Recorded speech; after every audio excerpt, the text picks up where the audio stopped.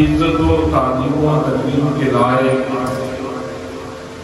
میرے پیارے نبی صلی اللہ علیہ وآلہ وسلم کے پیارے غلاموں،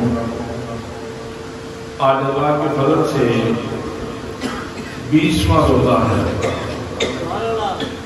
ماہ رمضان اپنی برکتیں تقسیم کرتے ہوئے دھیرے دھیرے گزر رہا ہے، اور اس دفعہ موسم بہار ہے، روزہ کوئی اتنا طلب بھی نہیں واقع ہو رہا۔ الحمدللہ بڑی آسانی سے روزے رکھے جا رہے ہیں۔ ہم چونکہ اہل محبت ہیں، اہل نسبت ہیں، تو جب بھی کوئی خاص دن آتا ہے تو اس کا ذکر کیے بغیر آگے نہیں گزرتے۔ 21 رمضان مبارک کو حضرت شاہ مردان شیر یزدان قوت پروردگار لا فتح الا علی لا سیف الا ذوالفقار جناب حضرت علی المرتضی رضی اللہ تعالیٰ عنہ کے یوم شہادت ہے، تو آج میں آپ ہی کی بارگاہ میں خراج محبت پیش کرنے کے لیے حاضر ہوں۔ چند باتیں آپ کی خدمت میں عرض کرنا چاہتا ہوں۔ دعا ہے کہ اللہ کریم مجھے حق کہنے کی توفیق پر رحمت فرمائے۔ اور ہم ان ہستیوں کا ذکر فقط تذکرہ برائے تذکرہ نہیں کرتے، بلکہ ان کی شخصیات کے اندر نور ہے، یہ نور بدامہ شخصیات ہیں، اور قرآن مقدس نے ان ہستیوں کے بارے میں کہا کہ ایمان لانا ہے تو ان کی طرح ایمان لاؤ۔ تو ہم ان کا ذکر کر کے اصل میں اپنے ایمان کو جلا بخشتے ہیں اور اپنے لیے راہ عمل متعین کرتے ہیں، اور ان کی شخصیات سے نور کشید کر کے ہم اپنی زندگیوں کو منور کرنے کی کوشش کرتے ہیں۔ سو آج اسی نیت سے میں حضرت شیر یزدان حضرت سیدنا علی المرتضی رضی اللہ تعالیٰ عنہ آپ کا تذکرہ خیر کرنے جا رہا ہوں۔ میرے دوستوں، میرے بھائیوں، آپ کا تذکرہ خیر کرنے سے پہلے تمہیداً چند گزارشات آپ کی خدمت میں کروں کہ کسی بھی سوسائٹی میں، کسی بھی معاشرے میں 3 قسم کے لوگ پائے جاتے ہیں، اور انہی کی قلت اور کثرت سے اس معاشرے کا تشخص اور تعارف متعین ہوتا ہے کہ یہ معاشرہ کیسا ہے۔ اگر حق مانگنے والے لوگ تو ہوں لیکن اپنا فریضہ ادا کرنے والے لوگ نہ ہوں، تو جس سوسائٹی میں، جس معاشرے میں ایسے لوگوں کی کثرت ہو، اس معاشرے کو سطحی اور گھٹیا معاشرہ کہا جاتا ہے۔ اس لیے کہ الحکم للاکثر، اکثر لوگوں کا فیصلہ دیکھا جاتا ہے، اکثر لوگوں کو دیکھا جاتا ہے کہ وہ زندگی کے کس دائرے پہ سفر کر رہے ہیں۔ تو اگر حق مانگنے والے لوگ ہوں لیکن اپنے فرائض ادا نہ کریں، اپنی ڈیوٹیاں ادا نہ کریں، اپنے معاملات میں سستی کریں، تو جس معاشرے میں ایسے لوگ کثرت سے ہوتے ہیں وہ سطحی اور گھٹیا معاشرہ ہوتا ہے۔ دوسرے قسم کے لوگ وہ ہیں جو اپنے فرائض ادا کرتے ہیں، اپنی ڈیوٹیاں ادا کرتے ہیں، ان میں پہلو تک نہیں کرتے، بڑی ذمہ داری سے اپنے فرائض ادا کرتے ہیں۔ جس سوسائٹی اور جس معاشرے میں اپنے فرائض ادا کرنے والے لوگ زیادہ ہوں وہ متوازن معاشرہ کہلاتا ہے، اس لیے کہ یہ فرائض کی ادائیگی کرنے والے لوگ کسی بھی سوسائٹی میں توازن کا باعث ہوتے ہیں۔ تو حضرات محترم، تیسری قسم کے لوگ وہ ہیں جو فرائض بھی ادا کرتے ہیں اور فرائض کے ساتھ ساتھ وہ نوافل بھی ادا کرتے ہیں، وہ ایثار پیشہ ہوتے ہیں۔ اللہ نے 100 میں سے 2.5 روپے زکوٰۃ دینے کا حکم دیا، وہ 2.5 کی جگہ پہ 5 روپے خرچ کرتے ہیں، بلکہ 10 روپے خرچ کر دیتے ہیں، بلکہ اس سے بھی بڑھ کے خرچ کر دیتے ہیں۔ تو جس معاشرے میں قربانیاں دینے والے لوگ زیادہ ہوں، ایثار پیشہ لوگ زیادہ ہوں، وہ معاشرہ آئیڈیل اور مثالی معاشرہ ہوتا ہے۔ حضرات محترم، میرے آقا کریم صلی اللہ علیہ وسلم نے جو معاشرہ تشکیل دیا اس کو مصطفائی معاشرہ کہتے ہیں، اور اس مصطفائی معاشرے میں جو لوگ میرے آقا نے تیار کیے ہیں، جن کی تربیت میرے آقا کریم صلی اللہ علیہ وسلم نے کی ہے، حضرات محترم، ان میں بہت سارے لوگ تو ایسے ہیں کہ جن کو زیرو سے میرے آقا ہیرو کے درجے پہ لے گئے،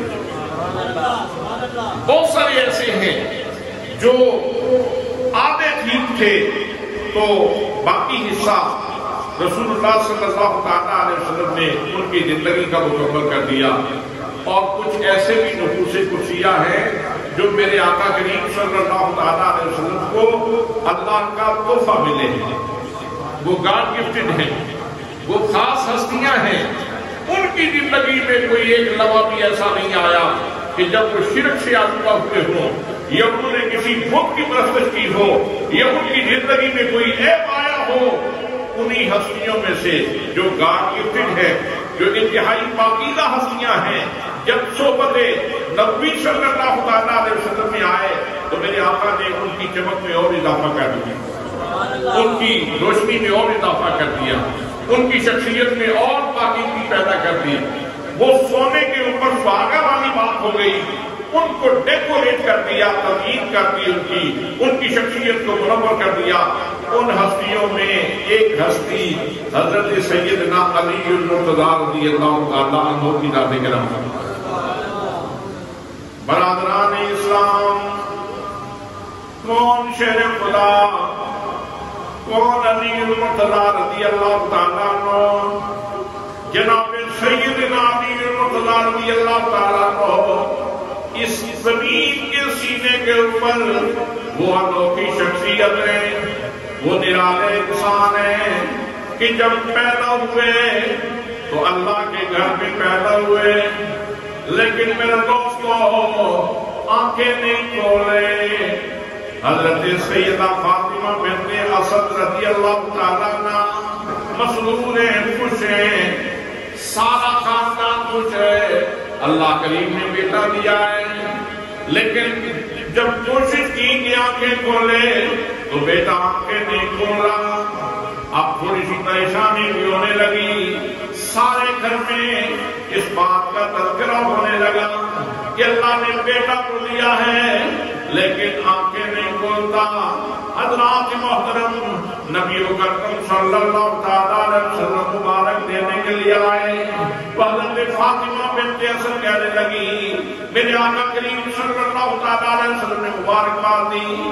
فاطمہ بنت اسد کہنے لگی، اے محمد کریم، اللہ نے بیٹا کو دیا ہے لیکن شاید آنکھوں سے معلوم ہے، آنکھیں نہیں کھولا۔ میرے آقا کریم صلی اللہ علیہ وسلم نے ساتھ فرمایا جلدی طرف میرے ہاتھ میں دے دو۔ میرے آقا کریم صلی اللہ علیہ وسلم نے ہاتھ بڑھائے، حضرت فاطمہ بنت اسد نے شیر خدا کو مصطفیٰ کریم صلی اللہ علیہ وسلم کے ہاتھوں میں رکھا۔ بس نبی کریم صلی اللہ علیہ وسلم کا ہاتھ لگنے کی دیر تھی کہ علی المرتضیٰ نے اپنی آنکھوں کے دروازے کھول دیے۔ ہر بندے کی آنکھیں اللہ نے اسی لیے دی ہیں تاکہ وہ اس دنیا کے مناظر دیکھے، اور انسان کی آنکھوں کی پتلیوں سے قافلے گزرتے ہیں۔ آپ کوئی بھی منظر دیکھتے ہیں وہ آپ کی آنکھوں کی پتلیوں سے گزر کر آپ کے خانہ شعور میں محفوظ ہو جاتا ہے۔ جناب شیر خدا رضی اللہ تعالیٰ عنہ وہ شخصیت ہے کہ جن کی آنکھوں کی پتلیوں سے جو پہلا منظر گزرا ہے وہ محمد مصطفیٰ صلی اللہ علیہ وسلم کے کہنے کا منظر ہے۔ وہ میرے آقا کریم صلی اللہ علیہ وسلم کے رخ بردوہا کا منظر ہے، اور حضرت علی کے خانہ شعور میں جو پہلی تصویر لگی ہے وہ محمد مصطفیٰ کی تصویر ہے۔ سبحان اللہ۔ خانہ شعور میں دیکھو، علی المرتضیٰ شیر خدا رضی اللہ تعالیٰ عنہ کے خانہ شعور میں جو پہلی تصویر محفوظ ہوئی، جو پہلی تصویر خانہ شعور میں لگی ہے وہ میرے آقا کریم صلی اللہ علیہ وسلم کی تصویر ہے۔ سبحان اللہ۔ اتنا مقدس، اتنا وقت، اتنا نصیب کہ شیر خدا نے اپنی آنکھوں کا افتتاح ہی محمد مصطفیٰ کے جلووں سے کیا ہے۔ میرے آقا کریم صلی اللہ علیہ وسلم کے جلووں سے اپنی آنکھوں کی پتلیوں کا افتتاح کیا، اور حضرات محترم پھر جب میرے آقا کریم صلی اللہ علیہ وسلم کو حکم ہوتا ہے، فرمایا وانذر عشیرتک الاقربین، اے میرے محبوب گرامی، اپنے قریبی رشتہ داروں کو دین کی طرف بلاؤ، ان کو اللہ کی عذاب سے ڈراؤ۔ اب میرے آقا کریم صلی اللہ علیہ وسلم نے اپنے سارے رشتہ داروں کی دعوت کی، اور دعوت کرنے کے بعد آپ نے ارشاد فرمایا اور میرے تعلق والوں، میرے رشتہ داروں، تمہارا میرے بارے میں گمان کیا ہے؟ اگر میں یہ کہوں کہ پہاڑ کے پیچھے ایک لشکر آ رہا ہے اور تمہارے اوپر حملہ کر دے گا تو کیا تم مانو گے؟ تو سب نے بیعتمان ہو کے کہا انت صادق و امین، آپ صادق و امین ہیں، آپ سراپا صداقت ہیں، آپ مجسمہ امانت ہیں، ہم کیوں نہیں مانیں گے؟ تو پھر میرے آقا کریم صلی اللہ علیہ وسلم نے ارشاد فرمایا سن لو، پھر میں اللہ کا رسول ہوں، اللہ کریم کو وحدہ لا شریک مان لو اور مجھے اللہ کا رسول مان لو۔ تو وہ لوگ جو پہلے صادق و امین کہہ رہے تھے اب ان کے دعویٰ نظر بدلنے لگے اور کہنے لگے اگر نبوت اللہ نے دے دی تھی تو کسی اور گھرانے میں جاتی، یہ آپ کی طرف کیسے آئی؟ یہ حضرت آمنہ کا یتیم بچہ یہ کیسے نبی بن گیا؟ حضرات محترم پھر بھانت بھانت کی گولیاں بولنے لگے۔ اس ہنگام جب سارے کے سارے لوگ قریبی رشتہ دار انکار کر رہے تھے، اس وقت شیر خدا رضی اللہ تعالیٰ عنہ آپ کھڑے ہوتے ہیں، اور یہ پہلی صدائے حق ہے جو حضرت علی المرتضیٰ نے بلند کی اور عرض کی میرے آقا بے شک میری عمر چھوٹی ہے، بے شک میری جامیں پتلی ہیں، بے شک میری آنکھوں میں اشوب چشم ہے، لیکن محمد مصطفیٰ جو آپ اعلان کر رہے ہیں علی بدل و جان اس کی تصدیق کرتا ہے۔ تو حضرت شیر خدا رضی اللہ تعالیٰ عنہ آپ وہ ہستی ہیں کہ جنہوں نے حضور صلی اللہ تعالیٰ علیہ وسلم کی تصدیق فرمائی اور تصدیق کرنے کا حق ادا کیا، اور پھر اس کے بعد تو آپ کی پوری زندگی قربانیوں سے عبارت ہے۔ میں نے کہا جس سوسائٹی میں قربانیاں دینے والے لوگ زیادہ ہوں وہ آئیڈیل معاشرہ ہوتا ہے۔ تو حضرت شیر خدا رضی اللہ تعالیٰ کو ان لوگوں میں سے ہیں جنہوں نے پوری زندگی اسلام کے لیے وقف کی، ہر گام پہ، ہر قدم پہ، ہر موقع پہ انہوں نے قربانی پیش کی ہے۔ انہوں نے جان کے نذرانے کا وقت آیا تو جان پیش کر دی، مال کے نذرانے کا وقت آیا تو مال پیش کر دیا۔ جیسے بھی مشکل سے مشکل ترین حالات پیدا ہوئے تو حضرت شیر خدا رضی اللہ تعالیٰ عنہ نے کبھی قصور پیش نہیں کیا، کبھی آپ پیچھے نہیں رہے، بلکہ ہر میدان میں آپ صفے اول میں نظر آتے ہیں۔ میرے دوستوں، میرے بھائیوں، نبی کریم صلی اللہ تعالیٰ علیہ وسلم تشریف فرمائے، بنی سلیم کا ایک بندہ آ گیا اور آگے کہنے لگا، اے محمد مصطفیٰ، دیکھیں میرے سر کے اوپر کپڑا کوئی نہیں، میرا پیٹ خالی ہے، میں کتنے دنوں کا بھوکا ہوں اور میرے پاس سواری بھی کوئی نہیں۔ حضرات محترم، میرے آقا کریم صلی اللہ تعالیٰ علیہ وسلم نے روئے سخن صحابہ کرام کی طرف کیا اور فرمایا، کون ہے جو اس کا سر ڈھانپے؟ اب جناب شیر خدا رضی اللہ تعالیٰ عنہ بغیر کسی تذبذب کے، بغیر کسی تکلف کے، فوراً بلا سوچے سمجھے آپ نے اپنی دستار اتاری اور اس کے سر کے اوپر رکھ دی۔ حضرات، 10 روپے بھی کسی سائل کو منگتے کو دینے ہوں تو انسان 10 مرتبہ سوچتا ہے کہ میں کیسے اس کو پیش کروں، کیسے دوں۔ میرے دوستو، یہ کیسے ایثار پیشہ لوگ ہیں، یہ کیسے قربانیاں دینے والے لوگ ہیں کہ ادھر محمد مصطفیٰ صلی اللہ علیہ وسلم کی زبان اقدس پہ دعوت خیر آتی ہے اور ادھر یہ قربانی دینے کے لیے تیار ہو جاتے ہیں۔ سبحان اللہ۔ اسی لیے تو ہم ان کا احترام سے نام لیتے ہیں اور کہتے ہیں، اہل نظر کی آنکھ کا تارا علی، اہل نظر کی آنکھ کا تارا علی، اہل وفا کے دل کا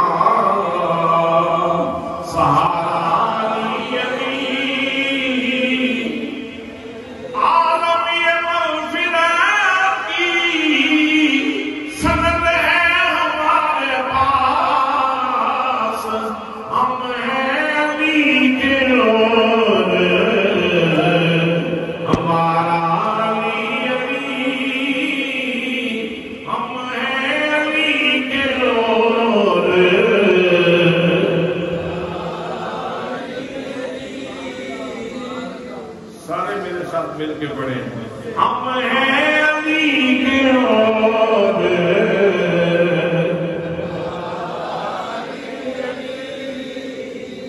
میرے آقا کریم صلی اللہ تعالیٰ علیہ وسلم نے ارشاد فرمایا لوگوں، علی مجھ سے ہے، میں علی سے ہوں، ہم ہیں علی کے اور ہمارا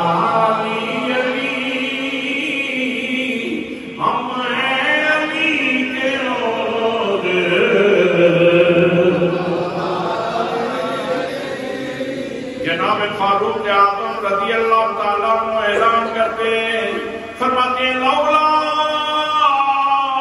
علی لہلک عمر، فرماتے ہیں او لوگوں، کسی نے علی کی شان سننی ہو تو فاروق اعظم سے سنو۔ میں اعلان کرتا ہوں، اگر علی نہ ہوتے تو عمر تو ہلاک ہو جاتا۔ ہم ہیں علی کے اور ہمارا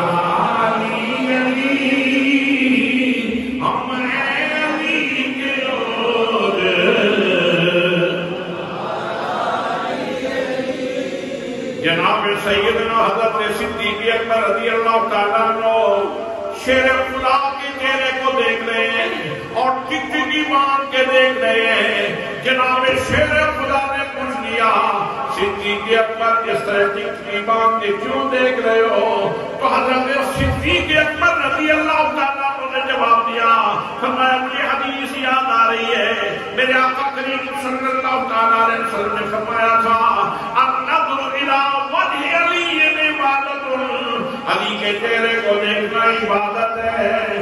شیر خدا میں چہرہ تیرا دیکھ رہا ہوں، عبادت خدا کی کر رہا ہوں. ہم ہیں علی کے اور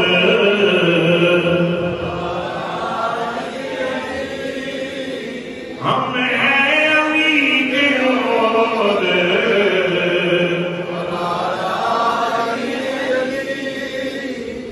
میرے دوستوں، میرے بھائیوں، کون سا وہ موقع ہے جس میں سیدنا علی المرتضیٰ رضی اللہ تعالیٰ عنہ نیکی کے کام میں پیچھے رہے ہوں؟ جتنے خصائص مومنوں کے قرآن کے اندر موجود ہیں، جتنے خصائص اللہ کے بندوں کے قرآن پاک کے اندر موجود ہیں، جتنی خوبیاں اللہ کے بندوں کی قرآن کے اندر موجود ہیں، وہ ساری کی ساری خوبیاں جناب علی المرتضیٰ کے اندر موجود ہیں. قرآن مقدس نے ارشاد فرمایا متقین کی شان یہ ہے، فرمایا وَمِمَّا رَزَقْنَاهُمْ يُنْفِقُونَ، فرمایا لوگوں متقین وہ ہیں جو مال کے اوپر سانپ بن کے نہیں بیٹھتے بلکہ اللہ کے راستے میں خرچ کرتے ہیں. تو جناب شیر خدا رضی اللہ تعالیٰ عنہ آپ کو ہنسی ہیں کہ آپ کے دروازے پہ مانگنے والا آتا ہے. پہلے دن بھی آیا، جتنا افطاری کا سامان تیار تھا سارے کا سارا اٹھا کے دے دیا. دوسرے دن یتیم آیا، دوسرے دن بھی سارا سامان اٹھا کے دے دیا.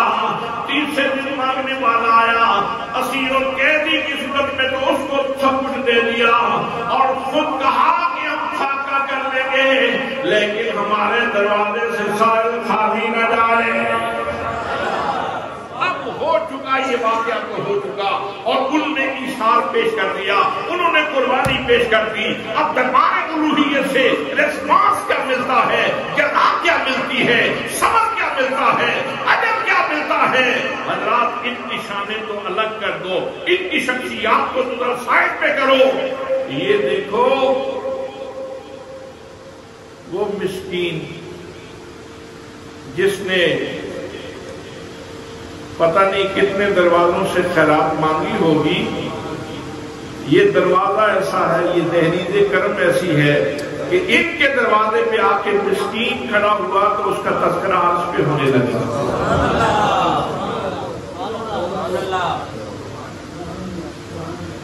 اس لیے علی کے در کا سوال ہی رہنا چاہیے. اس لیے بندے کو علی کے در کا سوال ہی رہنا چاہیے. ہم مولا علی کے دروازے کے سائل ہیں، ہم مولا علی کے دروازے کے سائل ہیں، مانگتے ہیں. اس لیے کہ مسکین ان کے دروازے پہ آ جائے تو اس کے تذکرے محبت سے عرش الہی پہ چڑھ جاتے ہیں. یتیم آیا تو اس کا تذکرہ عرش الہی پہ. اللہ کریم اس خوش نصیب کی باتیں کر رہا ہے. وَيُطْعِمُونَ الطَّعَامَ عَلَىٰ حُبِّهِ مِسْكِينًا وَيَتِيمًا وَأَسِيرًا. قرآن کہتا ہے وَيُطْعِمُونَ الطَّعَامَ، وہ کھانا کھلاتے عَلَىٰ حُبِّهِ، اللہ کی محبت میں ڈوب کر، یعنی کھانا مسکین کو دے رہے ہوتے ہیں، نظر خدا کے اوپر لگی ہوتی ہے. مسکین کی طرف بڑھ رہا ہے اور نظر خدا کی طرف جا رہی ہے، نظر اللہ رب العزت کی طرف جا رہی ہے کہ میں اس کی رضا کے لیے یہ کام کر رہا ہوں. مسکین آیا تو اس کا تذکرہ چھڑ گیا، یتیم آیا تو اس کا تذکرہ چھڑ گیا، قیدی آیا تو اس کا تذکرہ چھڑ گیا. اور پھر حضرات محترم اللہ کریم نے ان کے اخلاص کی گواہی کیسے دی ہے. انسان ہے، نیک کام کرتا ہے، شیطان دشمن ہے، انسان سے کبھی ریا اور نمود ہو جاتی ہے، تکلف ہو جاتا ہے۔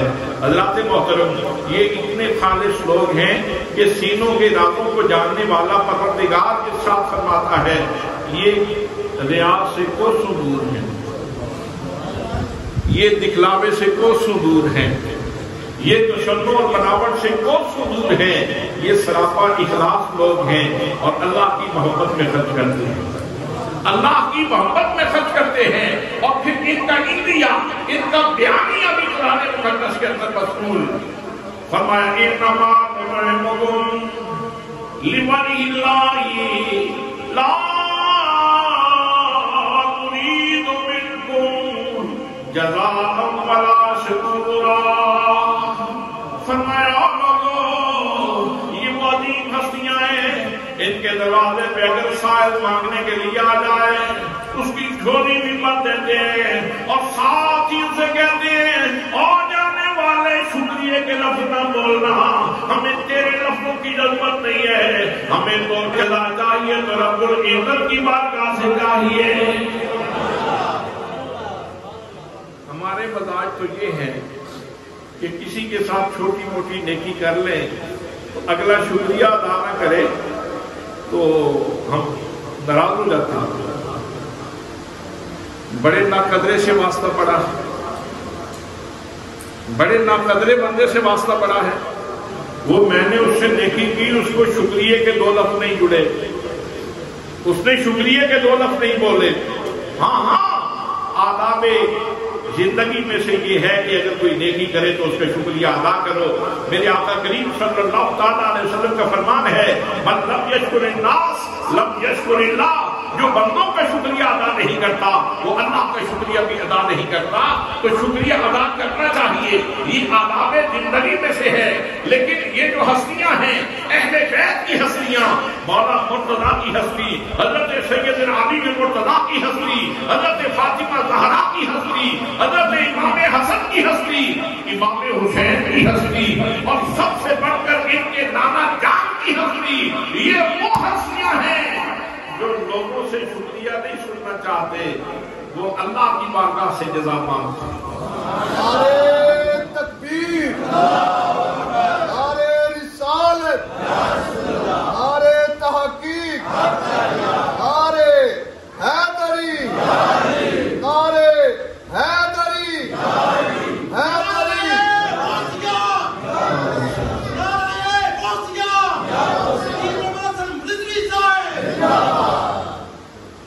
اور حضرت شیر خدا رضی اللہ تعالیٰ عنہ کا خاص کمال یہ ہے کہ قرآن کی آیتوں کے اوپر ڈھونڈ ڈھونڈ کے عمل کرتے ہیں، قرآن کی آیتوں کے اوپر ڈھونڈ ڈھونڈ کے عمل کرتے ہیں۔ حضرات محترم 4 دینار ہیں آپ کے پاس، تو قرآن مقدس کی آیت ہے الذین ينفقون اموالهم باللیل والنہار سرا وعلانیۃ فلہم اجرہم عند ربہم ولا خوف علیہم ولا هم یحزنون۔ اللہ کریم نے ارشاد فرماتا ہے بعض اہل ایمان ایسے ہیں کہ جو دن کو بھی خرچ کرتے ہیں، رات کو بھی خرچ کرتے ہیں، سرن بھی خرچ کرتے ہیں، اعلانیہ بھی خرچ کرتے ہیں، اور ساتھ فرمایا کہ انہیں کوئی خوف نہیں ہے اور نہ ہی وہ غمگین ہوں گے، ان کا اجر اللہ کے حدود ہے۔ حضرت مولا مرتضیٰ شیر خدا 1 دینار دن کو خرچ کیا، 1 دینار رات کو خرچ کیا، 1 دینار سری طور پہ خرچ کیا، 1 دینار جاری طور پہ خرچ کیا، یہ 4 دینار خرچ کیے اور خرچ کرنے کے ساتھ قرآن پاک کی ایک پوری آیت پہ عمل کرتے۔ حضرات محترم جناب سیدنا علی مرتضیٰ رضی اللہ تعالیٰ عنہ آپ کی ذات گرامی خوبیوں سے مالا مال ہے، خصائص سے مالا مال ہے، محامد سے مالا مال ہے، آپ کے اندر بہت ساری خوبیاں موجود ہیں۔ اگر اللہ کی محبت دیکھنا چاہتے ہو وہ بھی امیر مرتضیٰ کی ذات میں موجود ہے، اگر نبی کریم صلی اللہ تعالیٰ علیہ وسلم کا عشق دیکھنا چاہتے ہو تو عشق رسول کا نمونہ بھی جناب سیدنا علی مرتضیٰ ہیں۔ آئیے محبت الہی کی مثال کروں۔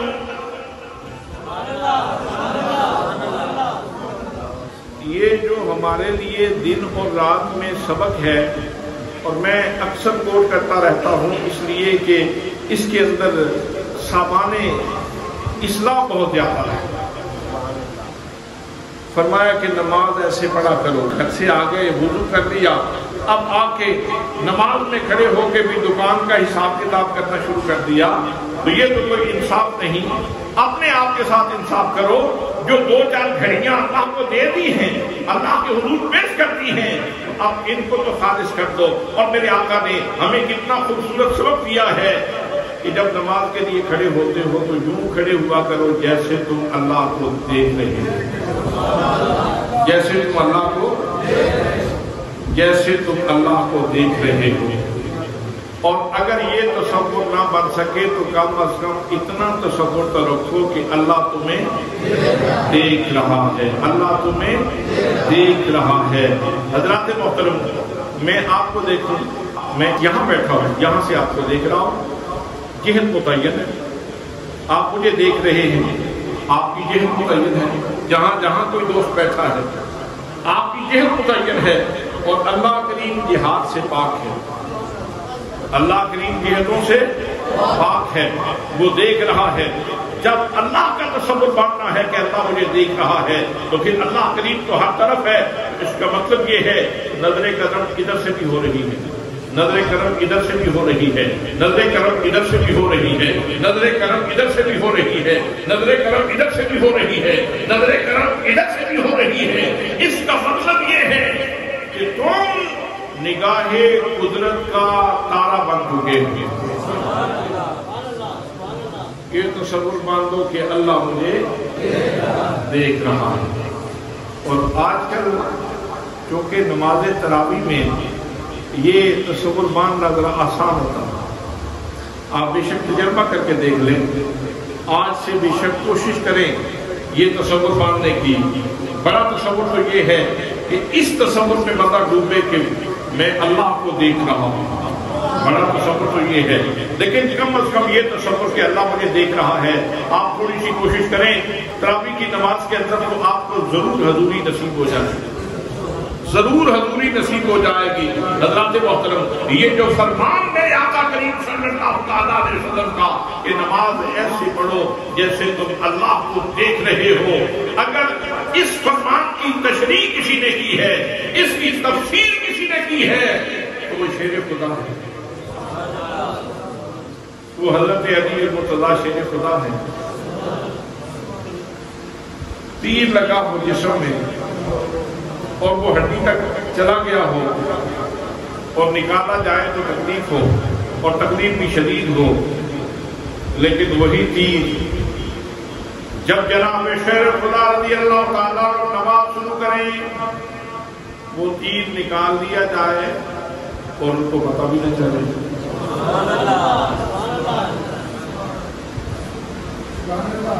تیر نکال دیا جائے اور ان کو پتہ بھی نہ چلے، تو یہاں تو منظر وہی بنتا ہے کہ مصر کی عورتوں کی انگلیاں کٹ گئی اور ان کو پتہ ہی نہ چلا، مصر کی عورتوں کی انگلیاں کٹ گئیں اور ان کو جلوہ یوسف کی وجہ سے پتہ ہی نہ چلا۔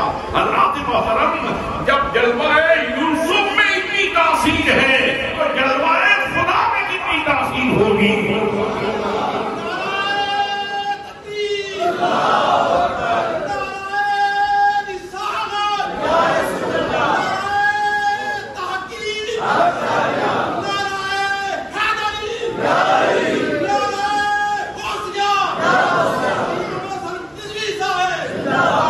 لیکن ساتھ یہ اشکال کا ازالہ بھی کر دوں، یہ صفاتی جلوے ہیں جو اللہ کے بندوں کو ان کے حسب ظرف عطا ہوتے ہیں۔ ذاتی جلوہ دیکھنا یہ صرف مصطفیٰ کا خاصہ ہے، ذاتی دیدار یہ فقط میرے آقا کریم صلی اللہ تعالیٰ علیہ وسلم کا خاصہ ہے۔ حضرات محترم، ان کی محبت الہی یہاں سے بھی عیاں ہوتی ہے کہ جناب شیر خدا رضی اللہ تعالیٰ عنہ جب میرے آقا غزوہ خیبر سے واپس آ رہے تھے، مقام صحابہ کے اوپر پہنچے، جناب شیر خدا کو کسی کام کے لیے بھیجا ہوا تھا، وہ آئے، ان کو بلایا، علی ادھر آؤ،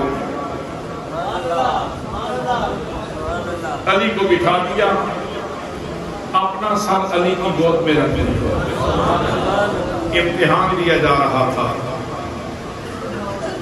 وہ جو میں نے صبح شام کوشش کی ہے صبغۃ اللہ کا رنگ چڑھانے کی، وہ رنگ کتنا چڑھا ہے؟ وہ جو میں نے محبت الہی ان کے دلوں میں جاگزی کرنے کی کوشش کی ہے، وہ اللہ کی محبت کتنی سینے میں اتری ہے، کتنی سینے میں اتری ہے۔ حضرات محترم کائنات کو میرا نبی رنگ دکھانا چاہتا تھا، اپنی تربیت کا رنگ دکھانا چاہتے تھے۔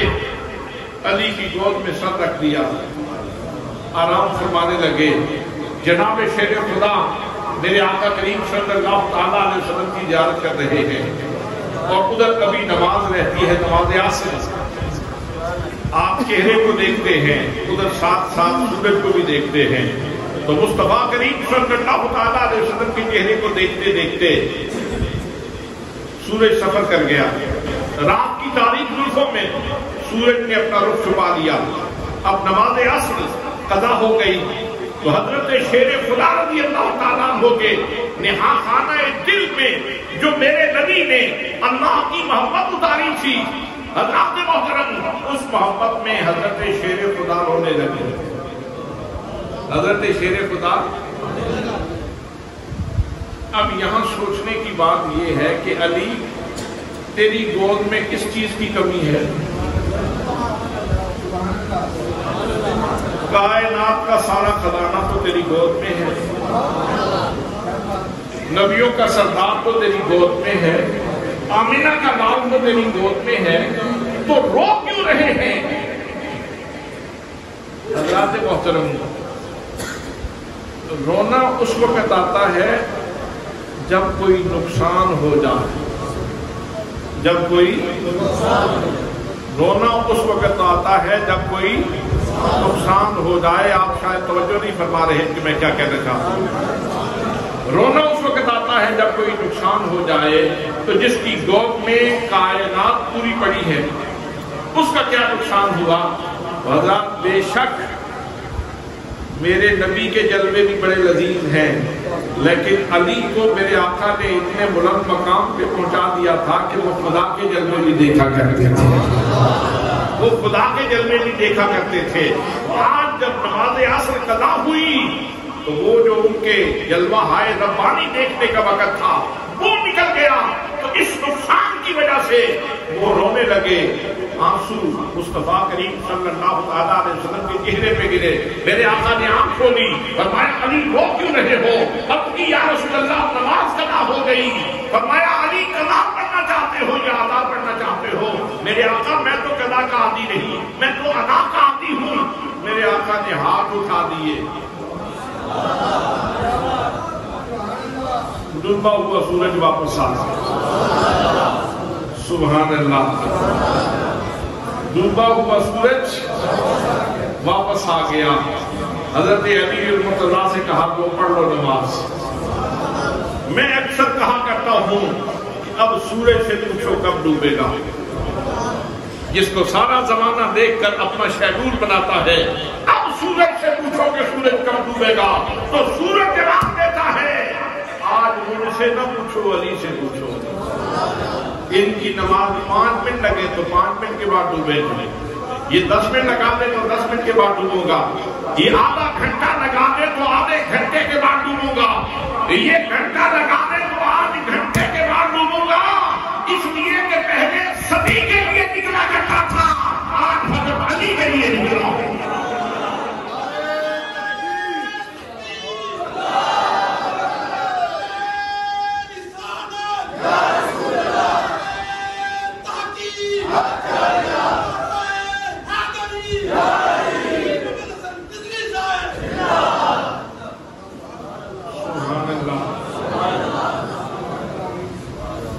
اچھا کمال یہ ہے جس ہستی کے پیار میں روئے تھے اس نے لجپانی کیسے فرمایا؟ جس ہستی کے پیار میں روئے تھے، آنسو بہائے تھے، اللہ محترم ریسپانس کیسا دیا؟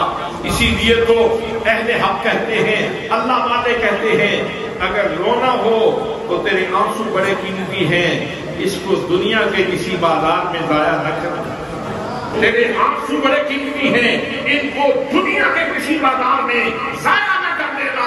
آنسو بہانے ہیں تو یا خدا کی محبت میں بہاؤ یا مصطفیٰ کی محبت بہے ہوئے آنسو تیرے لیے کل چمکتے ہوئے بہت ہی بردار کیا۔ حضرات محترم، کمال ریسپانس ہے۔ نماز اگر پڑھوانی تھی، نماز ادا کروانی تھی تو یوں بھی کہا جا سکتا تھا کہ علی نماز پڑھ لو، میں اللہ کا نبی ہوں، اللہ کے دیے ہوئے اختیار سے کہتا ہوں کہ تم نماز پڑھ لو، تمہیں ادا کا ثواب مل جائے گا، یوں ہو سکتا تھا۔ حضرات محترم، میرے آقا کریم صلی اللہ علیہ وسلم نے حضرت سراقہ کے لیے سونا حلال کیا کہ نہیں؟ دو صحابی ایسے تھے جن کو ریشم پہننے کی اجازت دے دی، باقی تمام صحابہ کرام کے لیے، امت کے لیے ریشم پہننا جائز نہیں ہے، لیکن ان کو میرے آقا کریم صلی اللہ علیہ وسلم نے ریشم پہننے کی اجازت دے دی۔ حضرت خزیمہ انصاری کی گواہی 2 کے برابر قرار دے دی۔ اس کا مطلب یہ ہے کہ حضور صلی اللہ علیہ وسلم اختیارات تکوینیہ بھی رکھتے ہیں، اختیارات تشریعیہ بھی رکھتے ہیں۔ آپ فرماتے تھے علی تم نماز پڑھ لو، تمہیں ادا کا ثواب مل جائے گا، لیکن سورج نبض کائنات ہے، اللہ نے کائنات کی نبض بدل کے رکھ دی۔ علی تیری محبتوں کا بھرم، تیری محبتوں کا صلہ، تیری محبتوں کی جزا، تیرے پیار کا صلہ ہم یوں دیتے ہیں کہ تیری ایک نماز کے لیے ہم کائنات کی نبض بدل کے رکھ دیں۔ جب اس چیز پہ نظر پڑتی ہے تو پھر کہنے پہ مجبور ہوتا ہے دل، اہل نظر کی آنکھ کا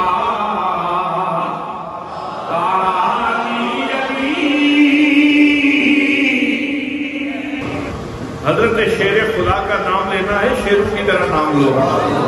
اہل نظر کی آنکھ کا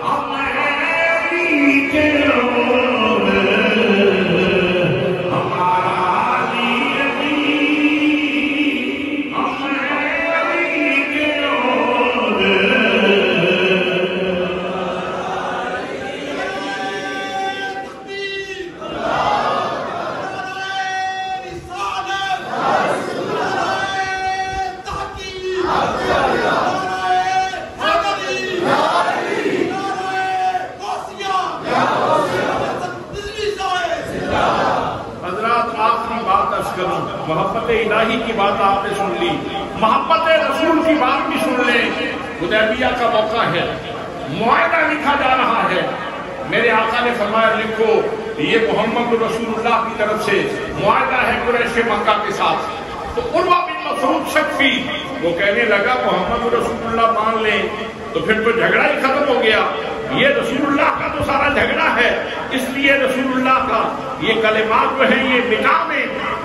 تو میرے آقا نے فرمایا علی یہ جو رسول اللہ کے لفظ لکھے ہیں مٹا دیں۔